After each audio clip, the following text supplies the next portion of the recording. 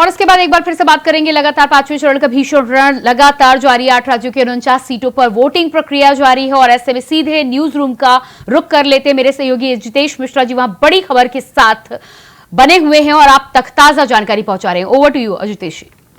बिल्कुल प्रियंका, और बड़ी खबर जो है वो बेहद महत्वपूर्ण है क्योंकि ऐसी जगह से है जो हॉट सीट है। रायबरेली से इस वक्त एक बड़ी खबर आ रही है और रायबरेली से जो बड़ी खबर है वो ये है कि दरअसल कांग्रेस ने भारतीय जनता पार्टी पर आरोप लगाए हैं। कांग्रेसी कार्यकर्ता ने आरोप लगाए और कहा कि दरअसल जो बस्ता लगाया जाता है उसको ही हटा दिया गया और लेकर भाग गए। बीजेपी प्रत्याशी के भाई पर यह आरोप लगाए गए। कांग्रेस के एजेंट से वोटर लिस्ट छीनने का यह आरोप लगाया गया। रायबरेली की बूथ संख्या 312 का यह पूरा मामला है जहां पर यह पूरा प्रकरण हुआ, यह आरोप लगाए गए और ये तस्वीरें रायबरेली के बूथ नंबर 312 की ये तस्वीरें जहां पर आरोप लगाए गए कांग्रेस की तरफ से, कांग्रेस के कार्यकर्ता की तरफ से, और आरोप बीजेपी पर। कहा गया कि दरअसल आए थे और लिस्ट छीनकर ही भाग गए। तो कांग्रेस कार्यकर्ता ने ही गंभीर आरोप लगाए। रायबरेली से यह खबर, बीजेपी प्रत्याशी के भाई पर गंभीर आरोप लगे। सर हम लोग जो है कि पर्ची काट रहे थे और वो लोग आए 10-12 लोग और हमारे लोगों से छीन लिया। बोले ये गलत हो रहा है, आप लोग क्या कर रहे हैं, और छीन के लेके चले गए। आपको किसका बस्ता मिला था? 312 का। 312 किस पार्टी से? कांग्रेस से। कौन से पार्टी के लोग आए थे यहाँ? बीजेपी के। कौन आया था? अवधेश सिंह और एक कौन? ये अवधेश सिंह कौन है? अभी तो हम दिनेश अनलसी के भाई और उसका लड़का। तो जब वो आए तो क्या किए वो? वो लोग आए यहाँ अचानक आए 4-5 गाड़ी से और लिस्ट यहाँ पर्ची काटी जा रही थी। हाँ? और पर्ची उठाकर तुरंत झोलम भरे फाड़ डाल दिया। पूरा बस्ता उठा ले गया और धमकी भी दिया, कहे अभी गोली चल जाएगी, ये होगा, और तुरंत यहाँ गाड़ी से निकल लिए। तो आपके पास दूसरी कोई संख्या कम थी इसलिए कुछ उनके सहयोग में प्रशासन भी था साथ में। अच्छा हाँ। ठीक।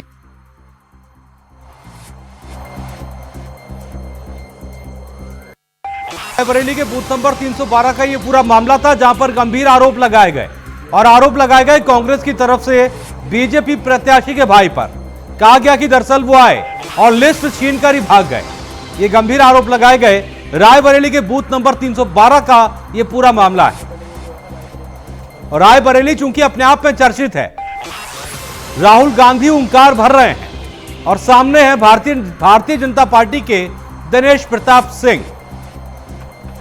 तो ऐसे में लड़ाई जहां दिलचस्प है, लेकिन लड़ाई वो ऊंचे लेवल पर नहीं।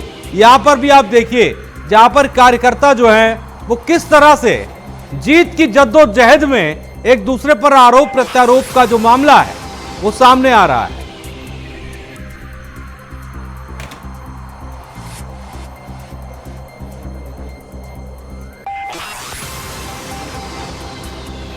और चलिए ज्यादा जानकारी के साथ राजू तिवारी हमारे साथ जुड़ गए हैं। राजू, सबसे पहले बता दीजिए पूरा मामला क्या है? जी देखिए, मैं बता दूं कि पूरा मामला रायबरेली लोकसभा सीट के राही ब्लॉक के बेला खुशी गांव का बताया जा रहा है, जहां पर बूथ नंबर 312 पर जो कांग्रेसी कार्यकर्ता थे उनका साफ तौर पे कहना है कि वो पर्ची बना रहे थे और बस्ता लेकर अपना काम कर रहे थे। तभी जो भारतीय जनता पार्टी से प्रत्याशी है दिनेश प्रताप सिंह, उनके भाई अवधेश सिंह आए और उनका बस्ता छीने। उसके बाद उनको कहीं ना कहीं धमकाने का काम किया और उसके बाद जो है ऐसे में उनके ऊपर कहीं ना कहीं दबाव बनाने का भी काम किया, जिसके बाद वहां से वो फरार हो गए उनका बस्ता लेकर। तो साफ तौर से बता दें कि जो कांग्रेसी कार्यकर्ता संज्ञान में आ गया है तो अभी फिलहाल इस पूरे मामले पर शिकायत तो की गई है, लेकिन शिकायत पर कार्रवाई होती नजर आ रही है कि नहीं आ रही? वोटिंग के लिए पर्चियां दे रहे थे। साफ तौर से रायबरेली में देखा जा रहा है कि जमीनी स्तर पर आकर भारतीय जनता पार्टी और कांग्रेस के बीच में मुकाबला काफी दिलचस्प होता जा रहा है। वहीं ये कहीं न कहीं जो लोगों में रोष है, इसको लेकर बताया जा रहा है कि जो भारतीय जनता पार्टी के प्रत्याशी हैं उनके भाई के द्वारा इस तरह का कार्य किया गया है। तो साफ तौर से लोगों में इस पूरे मामले को लेकर आक्रोश है। हालांकि इस मामले की कार्रवाई की बात करें तो लोगों के द्वारा साफ तौर पे कहा गया है कि उच्च अधिकारियों को इस पूरे मामले से अवगत कराया गया है, लेकिन उच्च अधिकारी अभी इस पूरे मामले को लेकर किसी प्रकार का न तो बयान दिए हैं, न पूरे मामले में किसी प्रकार से कोई कार्यवाही किए। तो साफ तौर पे जो कांग्रेसी कार्यकर्ता है उनमें आक्रोश देखने को मिल रहा है। और हालांकि आपको बता दें, इसी बीच में इस पूरे मामले को कहीं न कहीं राहुल गांधी ने भी संज्ञान में लिया है और साफ तौर पे वो रायबरेली लोकसभा सीट पर पहुंच चुके हैं। लेकिन अब देखने वाली बात होगी कि वो इस पूरे मामले को लेकर किस तरह की शिकायत करते हैं। जाहिर सी बात है, और शायद इसीलिए ये खबर भी आई थी कि राहुल गांधी जो है वो चुनाव के वक्त, वोटिंग के वक्त रायबरेली में ही डेरा डालेंगे, और इसी वजह से शायद, हालांकि आज कई सारी तस्वीरें भी आई, कई सारी खबरें भी आई, लेकिन इस बीच ये खबर काफी महत्वपूर्ण है। राजू, आप नजर बनाकर रखें और अपडेट हम तक लगातार इस खबर से जुड़े पहुंचाते रहिए, क्योंकि लगातार जिस तरह की ये खबरें आ रही है अपने आप में बहुत प्रभावित करने वाली खबरें हैं। उस वोटिंग को, जिस वोटिंग को कराने के लिए तमाम चुनाव आयोग की तरफ से कोशिश जारी है, जनता को लगातार जागरूक करने की कोशिश जारी है, और निष्पक्षता के साथ ये पूरा मतदान हो, ये बेहद जरूरी है।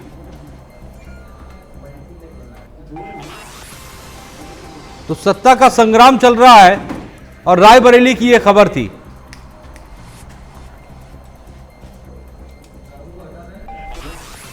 तो बूथ नंबर 312 का यह पूरा मामला था, जहां पर शिकायत की गई है, और आपने सुना भी। एक बार और सुन लीजिए वो क्या कह रहे हैं, एक बार और सुन लीजिए। सर, हम लोग जो है कि पर्ची काट रहे थे और वो लोग आए 10-12 लोग और हमारे लोगों से छीन गया, बोले ये गलत हो रहा है, आप लोग क्या कर रहे हैं, और छीन के लेके चले गए। आपको किसका बस्ता मिला था? 312 का। 312 किस पार्टी से? कांग्रेस से। कौन से पार्टी के लोग आए थे यहाँ? बीजेपी के। कौन आया था? अवधेश सिंह और एक कौन? ये अवधेश सिंह कौन है? अभी तो दिनेश एनएलसी के भाई और उसका लड़का। तो जब वो आए तो क्या किए वो? वो लोग आए यहाँ, अचानक आए 4-5 गाड़ी से, और लिस्ट यहाँ पर्ची काटी जा रही थी। हाँ? पर्ची उठाकर तुरंत झोलम भरे, फाड़ दिया, पूरा बस्ता उठा ले गया, धमकी भी दिया, कहे अभी गोली चल जाएगी, ये होगा, और तुरंत यहाँ गाड़ी से निकल लिए। तो आपके पास दूसरी कोई संख्या कम थी, इसलिए कुछ उनके सहयोग में प्रशासन भी था साथ में। अच्छा,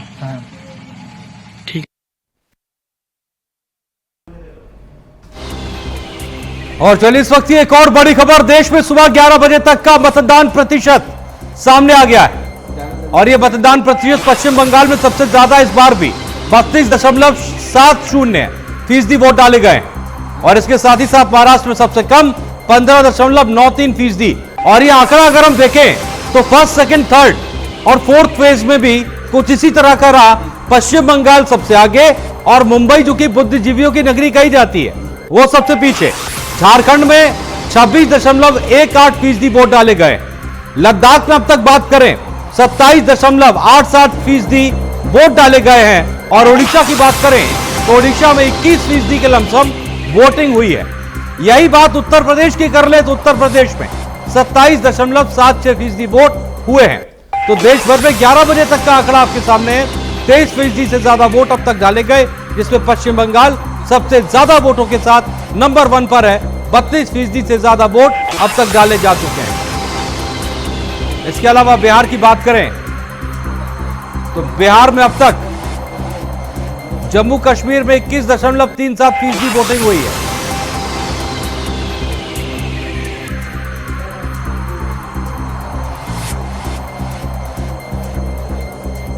तो जहां पर वोटिंग प्रतिशत आपके सामने, और ये तस्वीरें आपके सामने, और ये तस्वीर बहुत प्रेरित करने वाली है उन लोगों को, खास तौर पर जो अभी वोट करने नहीं निकले हैं।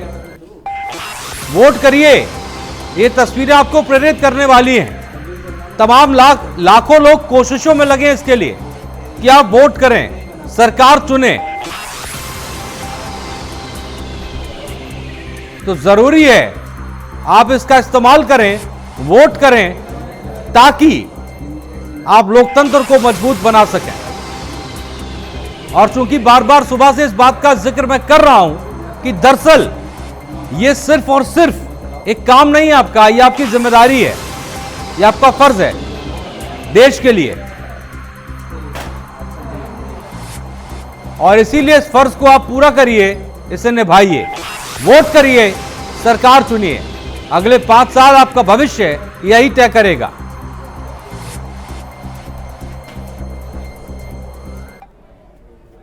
जहां जहां चुनाव हो रहा है उस सभी राज्यों के मतदाताओं से अपील करता हूं कि माननीय मोदी जी ने जो जिस प्रकार से काम किया है, देश का मान सम्मान दुनिया में बढ़ाया है, सभी प्रकार की चुनौतियों से कोविड के कठिन काल में पूरे देश को बचाया है, तो निश्चित रूप से जनता इस बात को जानती है और जनता मोदी जी के साथ है, भारतीय जनता पार्टी के साथ है और सब दिल से मतदान कर रहे हैं और जो बचे हैं वो भी मतदान करें, क्योंकि इस बार का भाजपा का सरकार बनाना, माननीय मोदी जी की सरकार लाना, ये भारत को तीसरी अर्थव्यवस्था के रूप में स्थापित करना।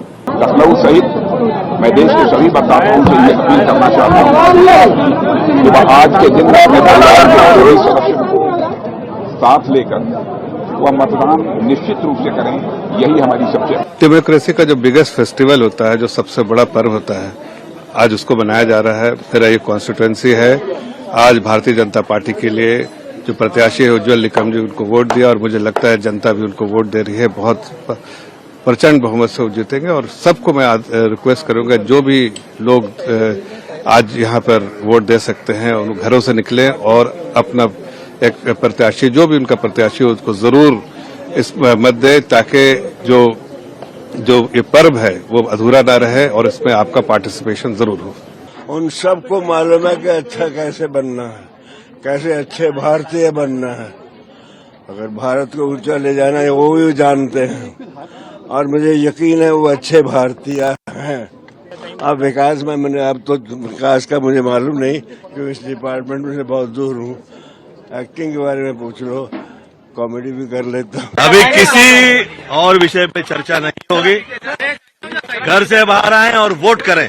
साहब मैं हैरान हूँ कि हमारे कितने सारे मुंबईकर सब पसीने में नहा रहे हैं, ओल्ड भी हैं, यंग भी हैं, लेकिन सब मंद मंद मुस्कुरा रहे हैं। इससे बड़ा उत्सव और क्या होगा। एक डेमोक्रेसी में आपको अपना फ्यूचर, अपने देश का फ्यूचर चूज करने का सबसे बड़ा मौका आपकी मत का होता है, तो आपको अपना मतदान करना चाहिए और जो भी आप बदलाव लाना चाहते हैं या आप जिस भी चीज के लिए, जिस भी मुद्दे के लिए वोट करना चाहते हैं, आप उसके लिए आके अपना वोट दीजिए। मैं सिर्फ ये कहना चाहती हूँ कि हम सब बहुत रिस्पॉन्सिबल सिटीजन हैं हमारे देश के। प्लीज आए और वोट करें। अभी पता चला कि बहुत कम संख्या में वोट हो रही है, लेकिन ऐसा मत कीजिए, लेजी मत होइए, आलसी मत होइए। आइए वोट कीजिए, बिकॉज ये बहुत बहुत इम्पोर्टेंट है। आपके जहन में कौन सा मुद्दा था? आप भी यहाँ हम आए, बस वोट किया। यही मुद्दा कोई नहीं था, बस हम आए, वोट किया, क्योंकि हमें करना। और चलिए, दो संवाददाता इस वक्त हमारे साथ ज्यादा जानकारी के साथ जुड़ गए। अतुल वर्मा झांसी से इस वक्त हमारे साथ हैं और साथ ही साथ चंदन वर्मा लखनऊ से हमारे साथ ज्यादा जानकारी के साथ जुड़ गए। अतुल, सबसे पहले आपके पास आना चाहता हूं, उसके बाद चंदन आपके पास आऊंगा, क्योंकि लखनऊ का अपडेट्स लगातार आपसे हम ले रहे हैं। अतुल, झांसी की लड़ाई अगर हम बात करें बेहद दिलचस्प है, लेकिन उससे पहले सबसे पहले ही बता दीजिए बुंदेलखंड का मिजाज क्या है, मौसम का मिजाज क्या है और मौसम को देखते हुए वोटर्स क्या कह रहे हैं। जो झांसी है उत्तर भारत का सबसे गर्म क्षेत्रों में ये आता है। आज का जो तापमान है 43 से 44 डिग्री सेल्सियस है। सुबह 7 बजे से वोटिंग अच्छी शुरू हुई और 11 बजे तक मतदान प्रतिशत जो था 29.82% हो गया था। लेकिन उसके बाद से भीड़ लगातार कम होती जा रही है, लेकिन लोगों का आवागमन बना हुआ है। हाँ, बिल्कुल जाहिर सी बात है, आवागमन बना हुआ है। अभी फिलहाल की अगर हम बात करें अतुल, झांसी की और खास तौर पर झांसी में इस समय की अगर हम बात करें, अभी तक जो वोटर्स का रुझान है वो कितना देखने को मिला है? क्योंकि वोटिंग परसेंटेज धीरे धीरे आ रहा है और धीरे धीरे जब आ रहा है तो कुछ कुछ बढ़ रहा है, लेकिन चूंकि बाकी जगह जो चुनाव हुए पहले, दूसरे, तीसरे, चौथे चरण में, वहां उत्तर प्रदेश से कुछ खास तस्वीरें निकलकर नहीं आई, तो ऐसे में झांसी का मूड क्या है? देखिए, आज जो है उत्तर प्रदेश की 14 सीटों पर इलेक्शन हो रहा है, जिसमें बाराबंकी, उसके बाद झांसी, जहां सबसे ज्यादा वोटिंग हुई है। बाराबंकी की 30% के ऊपर हो चुकी है और झांसी की 29.82% है। पहले दूसरे चरणों में जो वोटिंग प्रतिशत कम रहा, उसके लिए शासन प्रशासन दोनों ने लगातार कार्यक्रम चलाए, स्वीप कार्यक्रम चलाए, अभिनेता, नेताओं, खिलाड़ियों के माध्यम से लोगों को प्रेरित किया है कि वो अपने घर से निकलें और अपने मत का प्रयोग करें, क्योंकि वोट डालना अधिकार के साथ आपका कर्तव्य भी है। जागरूकता कार्यक्रमों का निश्चित रूप से कुछ न कुछ प्रतिफल आया है। सुबह से 11 बजे तक की 4 घंटे में लगभग 30% वोट जो डल चुके हैं, वो एक अच्छा संदेश। अतुल हमारे साथ रहिए, अतुल आप हमारे साथ बने रहिए, चूंकि अभी झांसी की राजनीतिक फिजाओं पर भी बात करनी है, लेकिन उससे पहले चंदन चूंकि हमारे साथ बने हुए हैं। चंदन, देश की राजधानी में प्रदेश की राजधानी में इस वक्त आप मौजूद हैं, और चूंकि कहा जाता है कि देश की राजधानी पर कब्जा करना है तो पहले उत्तर प्रदेश को जीतना होगा। लखनऊ की कहानी क्या है फिलहाल की, वोटिंग परसेंटेज क्या है, वोटर्स का रुझान क्या है, और क्या मौसम उसमें कोई बैरिकेडिंग बन रहा है? देखिए अजितेश, मैं इस टाइम पोलिंग बूथ पर मौजूद हूं और आप तस्वीरों में देख सकते हैं कि जो है किस तरह की जो यहाँ लाइन है, लगातार लोग यहाँ पे आए हुए हैं, भीड़ उमड़ी हुई है। आप देख सकते हैं साफ तौर से तस्वीरों में कि जिस तरह से यहाँ पर जो लोग हैं वो लगातार आ रहे हैं, क्योंकि 44 डिग्री 43 डिग्री का तापमान है। ऐसे तापमान में जो लोग हैं वो अपने घर से निकल रहे हैं और आकर अपना जो मत है, यानी जो मत है उसका प्रयोग कर रहे हैं। तो साफ तौर पे ये देखा जा रहा है कि जहां जिस तरह से वोट परसेंटेज की अगर देखिए बात करी जाए तो कहीं ना कहीं इस बार का जो वोट परसेंटेज है, क्योंकि 5वें चरण का चुनाव हो रहा है और जो वोट परसेंटेज है वो भी कहीं ना कहीं बढ़ता हुआ दिखाई दे रहा है, क्योंकि 11 बजे की अगर बात कर ली जाए तो 22% 22 पॉइंट कुछ था। उसके बाद अभी जो 1 बजे का जो रुझान जारी होना है वो भी अभी इलेक्शन कमीशन जारी करेगा। लेकिन आप मेरे सामने तस्वीरों में पीछे देख सकते हैं कि यहाँ जो लोग हैं, तमाम जो महिलाएं हैं वो भी आई हुई हैं, क्योंकि गर्मी हो रही है, गर्मी का जो तापमान है वो काफी बढ़ा हुआ है। लेकिन ऐसे में जो लोग हैं वो अपने घर से निकल रहे हैं और आकर अपना जो मत है उसका प्रयोग कर रहे हैं। जी अजितेश, बिल्कुल, सियासी तापमान के साथ मौसम का तापमान जो है वो भी हालांकि बढ़ा हुआ है। चंदन, अगर संभव हो तो कुछ लोगों से बात करके भी देखिए एक बारी और उनसे समझ लीजिए कि लखनऊ के दरअसल मुद्दे क्या है, क्योंकि ये सबसे ज्यादा जानना जरूरी है। क्योंकि जब वोटर्स निकलता है ईवीएम पर बटन दबाने तो उस समय कई सारे प्रश्न चिन्ह जो हैं और उसकी जो पुराना जीवन होता है वो उसके दिमाग में घूम रहा होता है। महिला है यहाँ पे जो वोट डाल के आई है, मैं इनसे भी बात करूंगा। आप महिला है, किस मुद्दों को लेकर आपने वोट दिया, पहले तो ये बता दीजिए।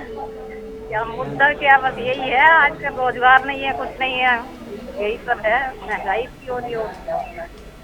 और भी लोग हैं अजितेश जी यहाँ पर, मैं इनसे भी बात करूंगा। आज आपने वोट दिया है, अपने मत का प्रयोग किया है, किन मुद्दों को लेकर किया है, क्या चीजें रही? कानून व्यवस्था सुरक्षा को लेकर। तो आपका कहने का मतलब है कानून व्यवस्था और सुरक्षा जो है चाक चौबंद है, जो कानून व्यवस्था है वो भी सुचारू रूप से चल रही है, इसको लेकर आपने वोट दिया है। और जो लोग घर से नहीं निकल रहे हैं, बहुत से ऐसे लोग हैं जो गर्मी के चक्कर में घर से नहीं निकल रहे, जिसकी वजह से वोट परसेंटेज है काफी कम आ रहा है, इसको लेकर आप क्या संदेश देना चाहेंगे? हम तो यही कहेंगे कि सभी लोगों को वोट डालना चाहिए, अपने मताधिकार का प्रयोग करना चाहिए और आकर के अपना मत का प्रयोग करें और अच्छी गवर्नमेंट बने। अब बिल्कुल आपने देखा कि यहाँ पे जो लोग हैं उनका साफ तौर पे ये कहना है कि सुरक्षा और कानून व्यवस्था को लेकर हमने अपने मत का प्रयोग किया है। जो लोग घर से नहीं निकल रहे वो भी अपने घर से निकले और अपने मत का प्रयोग करें। हमारे साथ कई महिलाएं भी हैं यहाँ पे, मैडम भी आई हैं। महिलाओं से तो जरूर बात करिए, आप महिला दरअसल महिला साइलेंट वोटर कही जाती हैं। चंदन, जरा पूछ लीजिए। साइलेंट वोटर कही जाती हैं महिलाएं, और इस तरफ योगी आदित्यनाथ की सरकार रही है और साथ ही साथ जो महिलाएं हैं उनपे भी कई तरह के दिशा निर्देश जारी हुए थे, कई तरह की योजनाएं थी। तो ऐसे में हमारे साथ ये महिला है, क्या नाम है? पहले तो अपना नाम बता दीजिए। किस मुद्दे को लेकर आज आपने अपने मत का प्रयोग किया है? उसने हमारे साथ है अब बिल्कुल आप देख सकते हैं कि यहाँ जो लोग हैं तस्वीरों में आप साफ तौर पे पीछे देख सकते हैं। चंदन, आप हमारे साथ बने रहिए, आपके पास हम लौटेंगे और आपसे अब हम लखनऊ की राजनीति पर भी थोड़ी चर्चा करेंगे। लेकिन चूंकि हमारे साथ अतुल भी बने हुए झांसी से। अतुल, बात जब झांसी की आती है और झांसी की जब राजनीति की बात आती है, कभी झांसी का नाम उमा भारती से जोड़कर देखा जाता था, उसके बाद अनुराग वर्मा बनाम आदित्य जैन की ये लड़ाई सामने आ गई। इस लड़ाई के बीच अगर हम देखें झांसी का जो मिजाज है वो क्या कहता है, क्योंकि झांसी में सबसे पहले अगर हम बात करें मंगल पांडे के बाद अंग्रेजों के खिलाफ बगावत वहीं से हुई थी। तो झांसी की जनता किस मूड में है, बगावत के या फिर जो है खुश है? देखिए, झांसी जो है शुरू से ही भारतीय जनता पार्टी का गढ़ माना गया है। झांसी ने भारतीय जनता पार्टी को कई मंत्री, कई विधायक भी दिए हैं। झांसी महानगर की बात करें तो यहाँ 4 विधानसभाएं हैं और ललितपुर में 2 विधानसभाएं हैं। सब जगह भारतीय जनता पार्टी या उनके गठबंधन के प्रत्याशी चुनाव जीते हैं।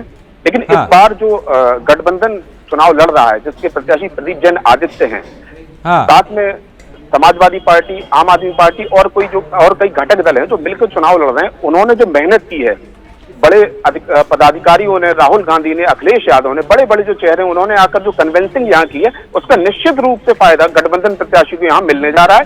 टक्कर जो भारतीय जनता पार्टी की लहर दिखाई दे रही थी, वहां अब साफ दिख रहा है कि ये कांटे की टक्कर में एक मुकाबला होगा। हाँ, बिल्कुल जाहिर सी बात है। बने रहिए हमारे साथ। अब चंदन, लखनऊ की चूंकि जब बात होती है तो लखनऊ को भी एक तरह का भारतीय जनता पार्टी का गढ़ कहा जाता है।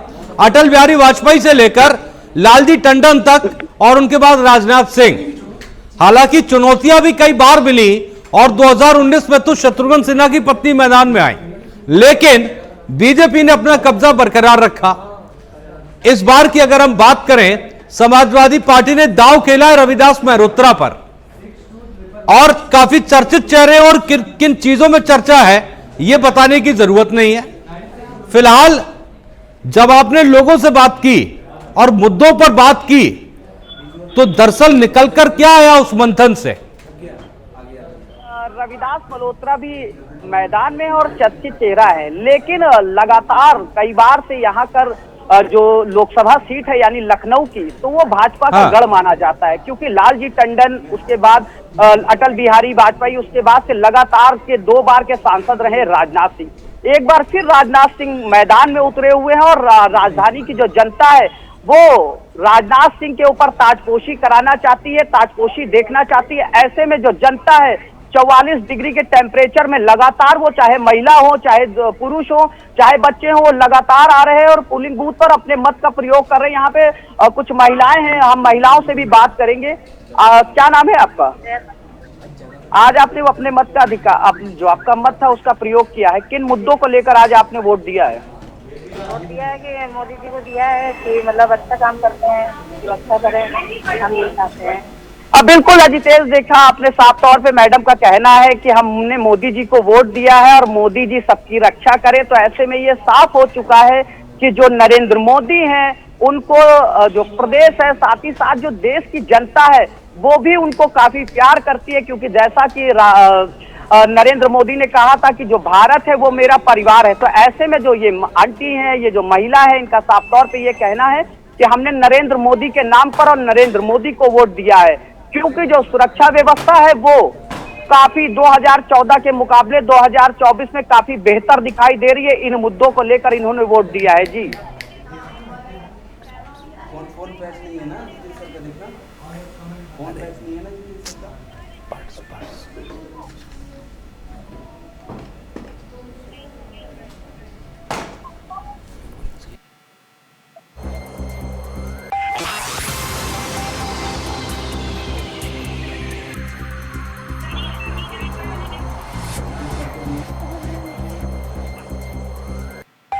क्या चल रहा है?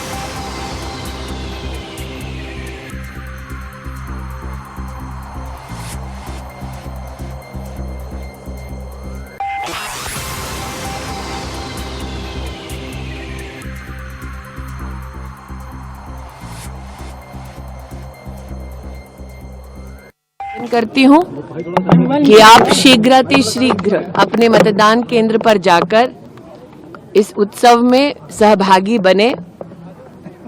भारत और भारत के भविष्य के प्रति ये हमारी जिम्मेदारी है, इसका निर्वहन करें। मैं पुनः कहती हूँ, ये मेरा सौभाग्य है कि आज गौरीगंज में विकसित भारत के संकल्प के साथ गरीब कल्याण एवं महिला शक्ति को समर्पित एक नेता को, एक राष्ट्र सेवक को मैंने अपना मत दिया।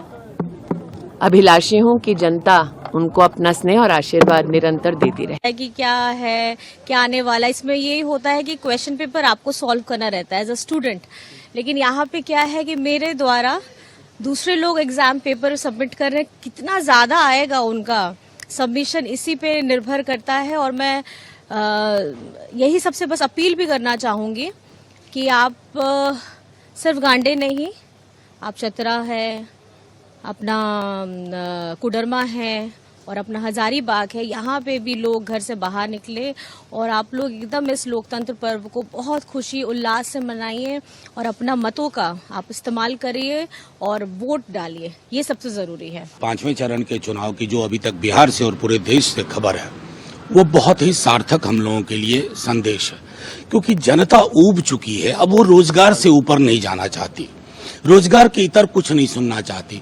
बिहार में तो इस पर चल रही है वोटिंग। तेजस्वी जी ने 17 महीने में 5 लाख नौकरियां दी। नौकरी के एजेंडे से वो विचलित नहीं होंगे। महिलाओं को 1 लाख रुपए प्रति वर्ष गरीब गुरबा महिलाओं को मिलेगी। अग्निवीर योजना समाप्त की जाएगी। रेलवे की पुरानी भर्तियां होंगी।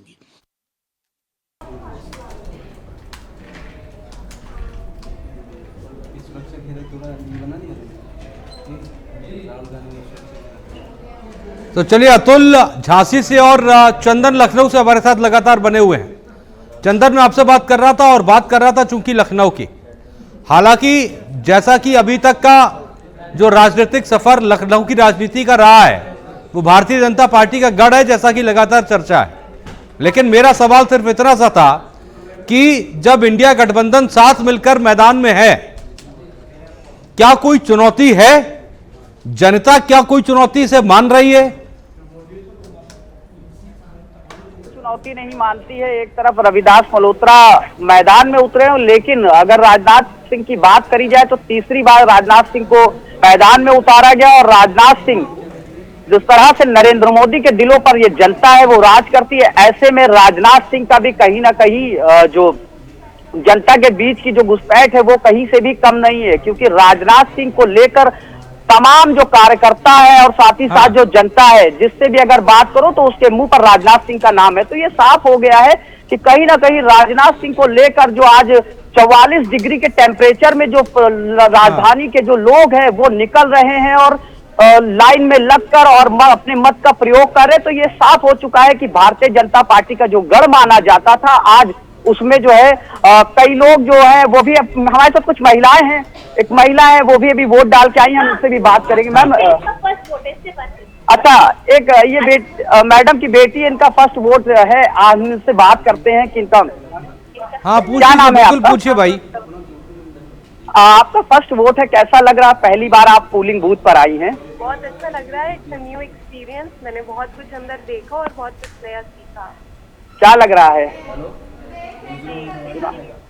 हाँ, क्या लग रहा है लखनऊ से? बीजेपी को वोट किया है, राजनाथ सिंह जी को, and I am hoping for new changes to see in my country. देखिए, ये चंदन चूंकि फर्स्ट वोटर हैं तो जरा इनसे ये पूछिए, ये ना बताएं वोट किसको किया, क्यों किया और किन मुद्दों पर किया? किन मुद्दों ये को देश लेकर का आपने भविष्य किया? है। क्योंकि आप महिला है और आपका फर्स्ट वोट है, आपने किन मुद्दों को लेकर वोट किया है? किसको वोट किया ये मत बताइए कि किस सिंबल को वोट किया है, किस कैंडिडेट को किया है। अपने मुद्दे को, आपने किन मुद्दों को सोचकर आपने वोट किया है, ये बता दीजिए। I am hoping to see new change in my country, and being a woman, I wish to see more women empowerment, more inclusion of women in workforce, and I am wishing to see a brighter change for women. बहुत से ऐसे लोग हैं जो घर से नहीं निकल रहे हैं। लगातार जागरूकता अभियान भी चलाया जा रहा। मुख्यमंत्री योगी आदित्यनाथ ने सोशल मीडिया पे खुद ट्वीट किया है और वोट की अपील किया है। ऐसे में ऐसी जनता को और जो प्रदेश की जनता, राजधानी की जनता, इनको किस तरह का आप मैसेज देना चाहेंगे, किस तरह का संदेश देना चाहेंगे?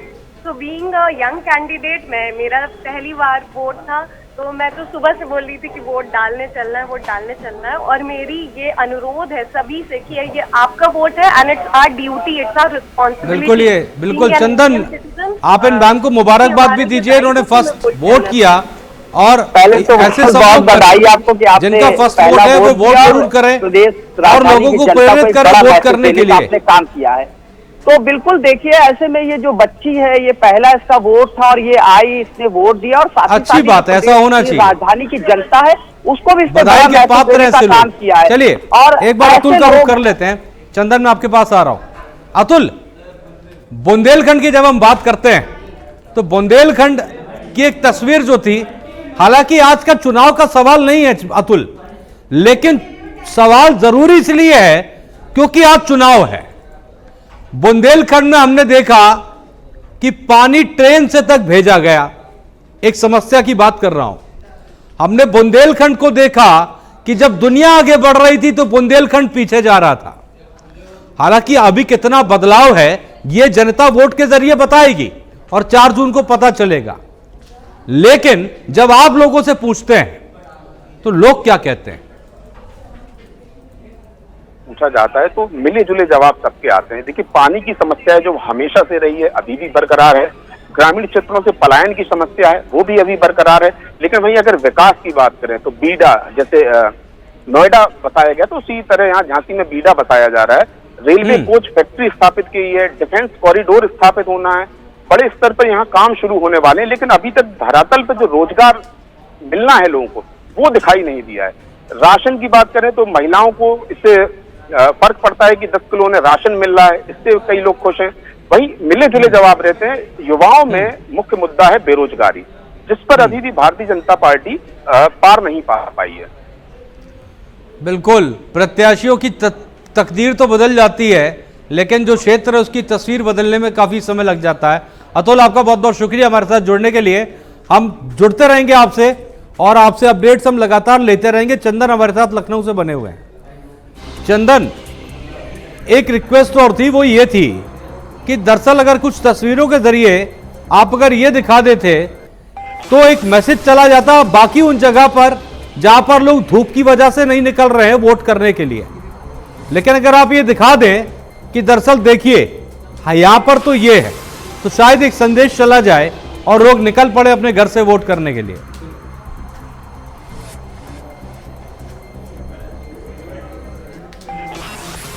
चलिए, चंदन से भी संपर्क फिलहाल जो है वो टूट गया है।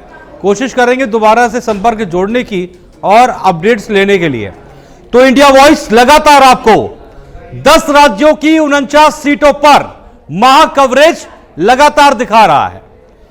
इंडिया वॉइस के तमाम रिपोर्टर्स चप्पे चप्पे पर मौजूद हैं और पल पल की अपडेट्स आप तक पहुंचा रहे हैं।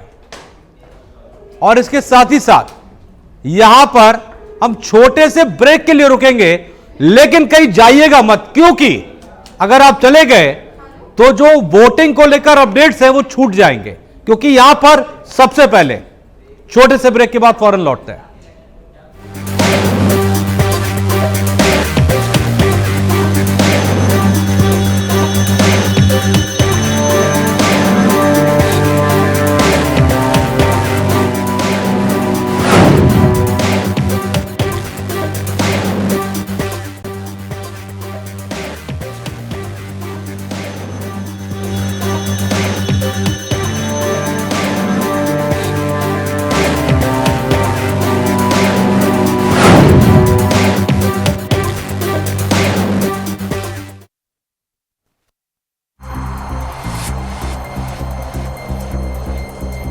तो बड़ी खबर इस वक्त की आ रही है मऊ से, जहां पर मानिकपुर विधानसभा में मतदान का बहिष्कार हुआ है।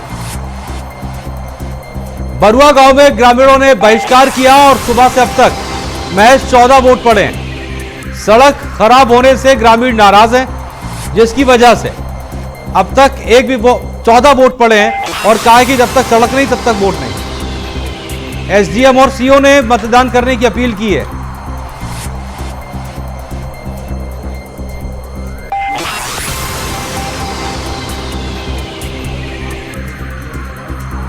मानिकपुर विधानसभा मतदान में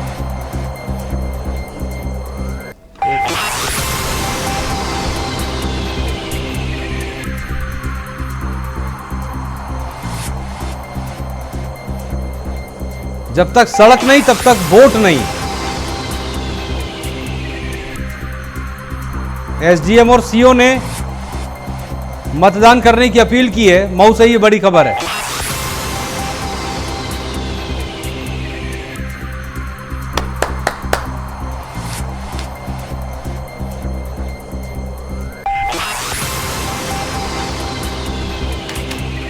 बरुआ गांव में ग्रामीणों ने मतदान का बहिष्कार किया है।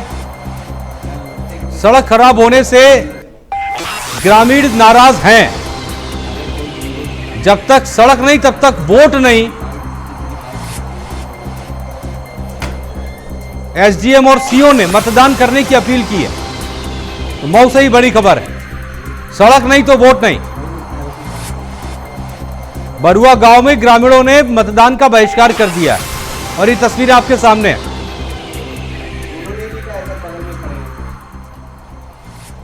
दृष्टि से कहें तो हम 270 से ज्यादा सीटें जीत चुके हैं। 5वें चरण का जो चुनाव होने जा रहा है, इसमें मैं भारतीय जनता पार्टी के प्रति एक तरफा समर्थन देख रहा हूं। उत्तर प्रदेश की तो 14 सीटें हैं और 14 की 14 सीटें मुझे स्पष्ट दिखाई दे रहा है। उसमें रायबरेली भी शामिल है। श्री राहुल गांधी जी वहां चुनाव हार रहे, दिनेश प्रताप सिंह जी कमल के फूल पर वहां चुनाव जीत रहे। लेकिन ये लोकतंत्र का महापर्व है। मैं सभी प्रदेशवासियों से, देशवासियों से यह जरूर अपील करूंगा कि लोकतंत्र की मजबूती के लिए जो बाबा साहब भीमराव अंबेडकर के संविधान ने आपको वोट डालने का अधिकार दिया है, उस अधिकार का आप प्रयोग करिए और अपने घर से निकल करके मतदान केंद्र जाइए। अपने मताधिकार का प्रयोग करके यह दिखाइए कि देश के लोकतंत्र को मजबूत बनाने के लिए हमें हर हाल में अपने मताधिकार का प्रयोग करना है। मैं 5वें चरण के सभी मतदाताओं से अपील करता हूं कि देश विकसित भारत के संकल्प को पूरा करने के लिए, देश के भविष्य के लिए, देश की सीमाओं की रक्षा के लिए, भारत का मान सम्मान दुनिया में और तेजी से बढ़े, भारत दुनिया का सिरमौर बने, हम सब अपने घरों से बाहर निकलें और मतदान करके लोकतंत्र के महायज्ञ में मोदी जी को तीसरी बार प्रधानमंत्री बनाने के लिए अपना योगदान करें और बड़ी संख्या में मोदी जी को जिताने के लिए, प्रधानमंत्री बनाने के लिए भाजपा और एनडीए के प्रत्याशियों को विजयी बनाएं। प्रचार प्रसार के दौरान, और ये रिश्ता मेरा सिर्फ प्रचार प्रसार का ही नहीं है, बचपन से जब मैं राजनीति का र भी नहीं जानता था, जब बचपन में बच्चों को घर के पते याद करवाए जाते थे, तब से हाजीपुर का नाम मेरे कानों में गूंजता था। मेरे जन्म से पहले 77 से पापा प्रतिनिधित्व करते आए हैं हाजीपुर का, तो वो रिश्ता अलग है।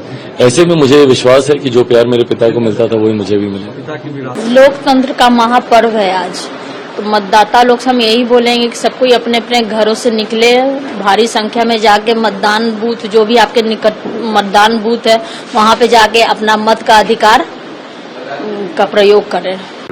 हिंदी में 2 शब्द कहना चाहता हूं। ये बहुत एक गर्व महसूस होता है जब हम वोट करते हैं। 140 करोड़ की पॉपुलेशन में 97 करोड़ वोटर्स हैं और इसमें जो लॉजिस्टिक्स इन्वॉल्व है, जो अरेंजमेंट्स इन्वॉल्व है, वो इतना आसान नहीं है। बहुत बड़ा अरेंजमेंट्स और ह्यूज स्केल में ये इसका अरेंजमेंट्स होता है।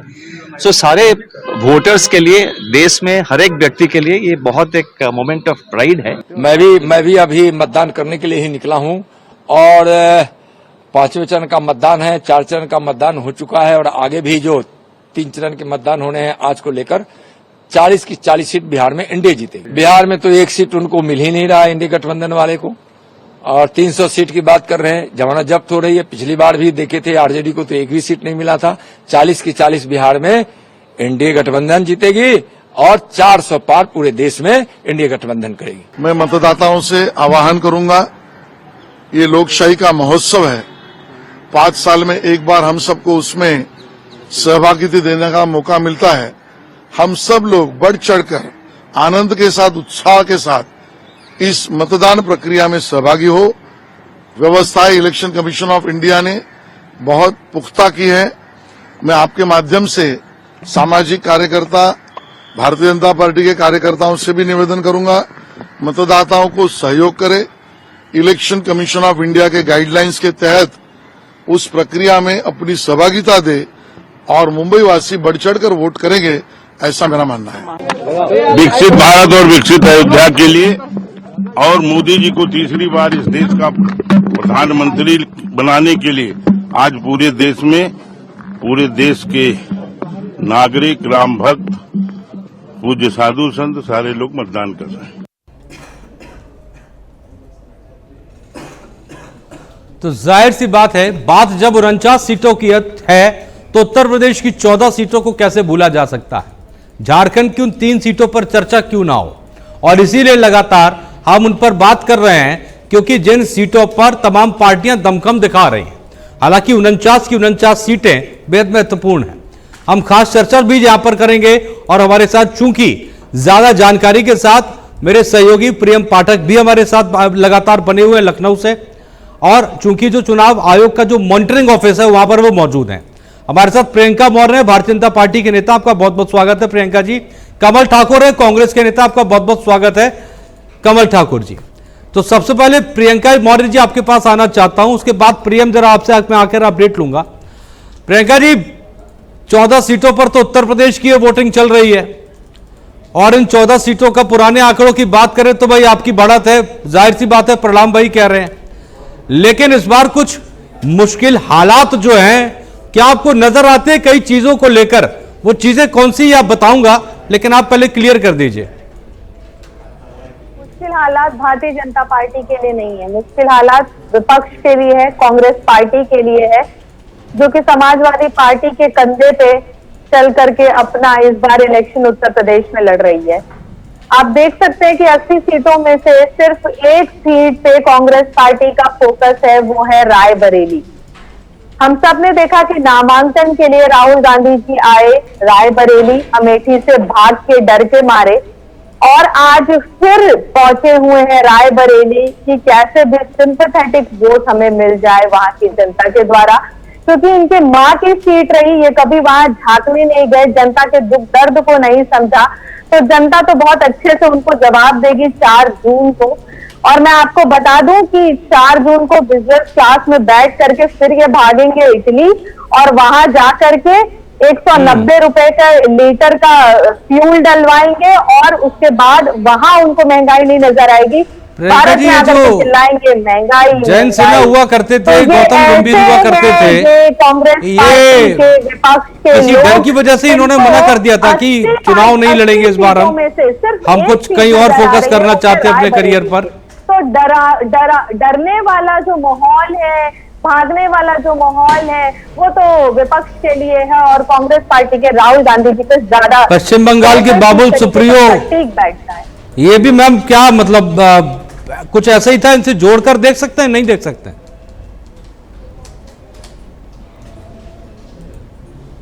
प्रियंका जी कि पैरामीटर अलग अलग है। क्या चीज के पैरामीटर एक बार चेक करें। पैरामीटर इस बात के अलग है कि राहुल गांधी जब रायबरेली आ जाते हैं तो पैरामीटर एक आपका हो जाता है। आपके कुछ प्रत्याशी जो सांसद थे वो ये कह देते कि दरअसल हम चुनाव नहीं लड़ेंगे इस बार, इसका पैरामीटर अलग है। नहीं नहीं, देखिए ऐसा बिल्कुल भी नहीं है। अभी तो देखिए बहुत बड़ा चेहरा अगर कोई प्रधानमंत्री है हमारी भारतीय जनता पार्टी में, जिसका चेहरा हम देख सकते हैं, वो है माननीय मोदी जी। लेकिन अगर हम विपक्ष की बात करें तो हर पार्टी का जो नेता है वो प्रधानमंत्री बनना चाहता है। तो मैं तो ये सवाल पूछ रही हूँ ना, कांग्रेस पार्टी का अगर कोई चेहरा देख पा रहा है तो वो है राहुल गांधी जी।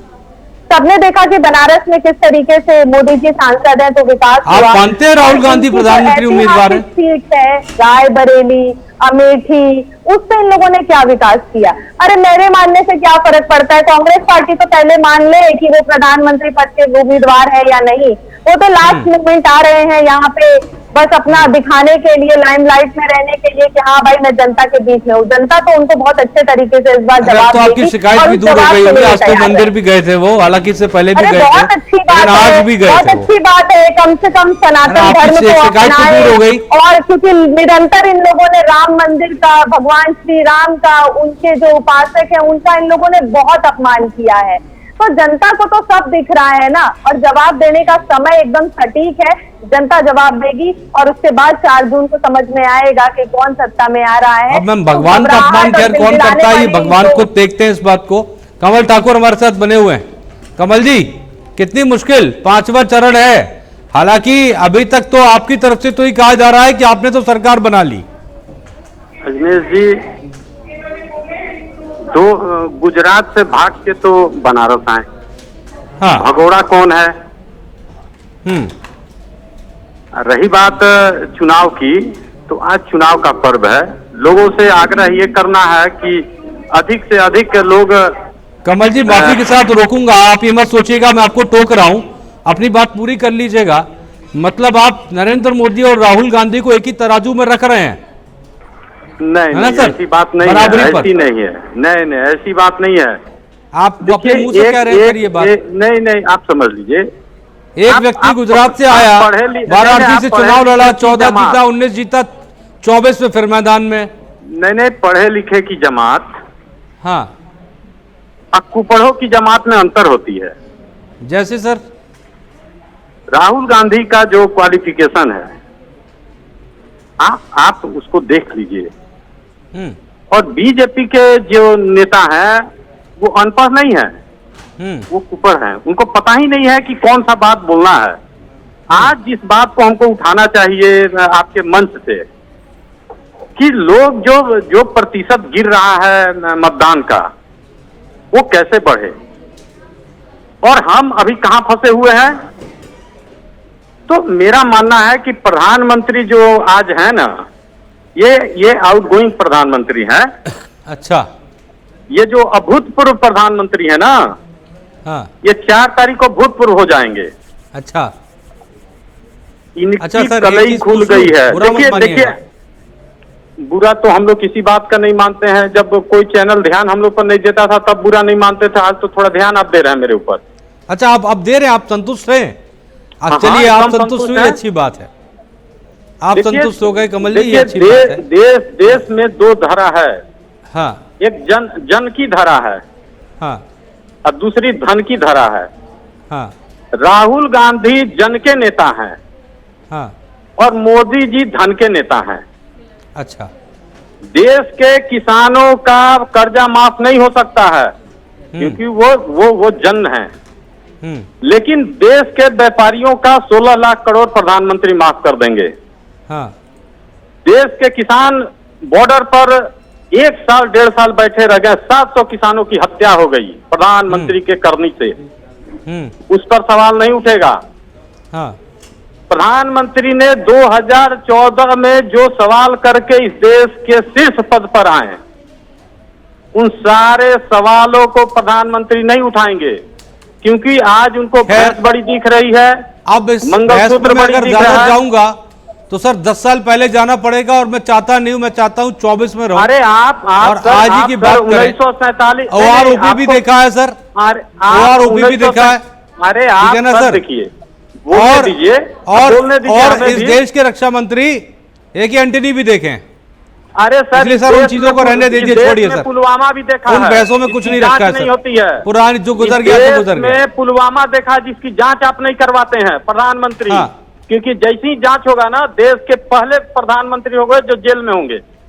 अच्छा, आप पहले देखिए, हमको बोलने दीजिए, उसके बाद जितना सवाल करना होगा कर लीजिएगा। नहीं, अब लेकिन इतना समय नहीं ना सर, बोलिए, जल्दी से बोलिए। आप 1947 से उठा के खाका मेरा देख लीजिए। हाँ, हम लोग जुमलेबाजी नहीं करते हैं। मनमोहन सिंह भी 10 साल इस देश में शासन में रहे। हाँ, हमने लोगों को क्या क्या दिया उसकी गारंटी देख लीजिए। मैं सर देखिए, फिर भाई बात इधर उधर की बात जो है ना सर, वो समझ में नहीं आती है। मैं बात करता हूँ मुद्दे की। आपने शुरुआत की वोटिंग प्रतिशत से, प्रियम मैं आपके पास आ रहा हूँ, बस आपने शुरुआत की ना वोटिंग प्रतिशत से। अरे वही तो आपने ये सोचा वोटिंग प्रतिशत कम क्यों हो रहा है? आपने इसका आकलन किया है क्या? प्रधानमंत्री करनी, अभी आपने ही अपने वक्तव्य में कहा कि मऊ में एक जगह वो लोग बहिष्कार कर दिए हैं। नहीं, मैं वही तो पूछ रहा हूँ, ये क्यों हुआ? ये मतदान बहिष्कार जो हो रहा है और जो वोटिंग प्रतिशत कम हो रहा है, आपको पता है क्यों हो रहा है सर? आकलन आपने इस बात का किया? देश का जो संविधान है उसको कुचलने का जब कोशिश किया जाएगा तो वोट % कम होगा। देश के संविधान वोट करके संविधान को मजबूत भी तो कर सकते हैं। अरे तो वो लोग वोट नहीं दे रहे हैं, उनकी करनी से ना। आप रोड नाली बनाएंगे नहीं, कहीं आप रोजगार लगाएंगे नहीं, तो लोग क्या करेंगे? 1 सेकंड में आ रहा हूं कमल जी, इसी सवाल पर रहेंगे, आ रहा हूं। प्रियम हमारे साथ बने हुए हैं। प्रियम, हर बार की तरह चूंकि जिस तरह का जो वोट प्रतिशत जा रहा है, और चूंकि आप जब वहां पर होते हैं मॉनिटरिंग ऑफिस में, जिस तरह से बताते हैं उसी अंदाज में एक बार बता दीजिएगा, अभी तक वोट प्रतिशत क्या रहा और अभी तक कितनी कंप्लेंट्स आई, एक बार एक्सप्लेन कर दीजिएगा सारा का सारा।